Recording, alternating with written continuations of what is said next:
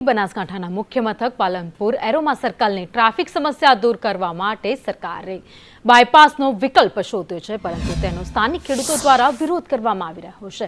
જમીન સંપાદનની કાર્યવાહી માટે પહોંચેલા અધિકારીઓનો ખોડલા, મોરિયા અને એગોલા ગામના ખેડૂતોએ વિરોધ કર્યો હતો। ખેડૂતોનું કહેવું છે કે બાયપાસ માટે 30 મીટર જગ્યાની જરૂરિયાત છે અને સરકાર તેમની પાસેથી 100 મીટર જગ્યા લઈ રહી છે। तो मरवू पड़े हमारे वस्तारे मरे नाम ये मरा साहेब અત્યારે કેટલી જમીન લે हो भुट्टी कोई रहती नहीं जमीन मारू जाजू कुटुंब से घेर थी मरी जाती नाना नाना छोकरा से जीबू छाप हाथों पकड़नी मजूरी जीवराय साहेब અને એટલી જમીન ઉપર અમે જીવન કાઢા છે। फूट जमीन जाए तो अमन मंजूर से, बाकी बीजी अमन कोई मंजूर नहीं। अमारे जमीन पसी रहती नहीं, बाल बच्चा माल मिराज लईन जाऊँ छो। अतारे आ जमीन ऊपर जीवन गाणा छ, बाकी अमने वधारे जमीन जाए तो अमन कोई मंजूर नहीं। अमारे 3 वीघा जाए।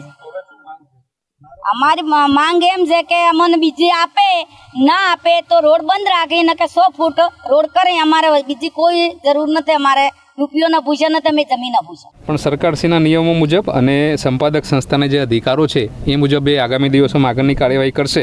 અને એ પહેલાં જે આ ખેડૂતોએ જે અમને આજરોજ આ રૂબરૂ જે પત્ર આપેલો છે એમની રજૂઆતોનો, અગાઉ પણ એમને આવી રજૂઆત વિવિધ સ્ટેજે કરેલી છે, એની નકલ આજે મને આપી છે।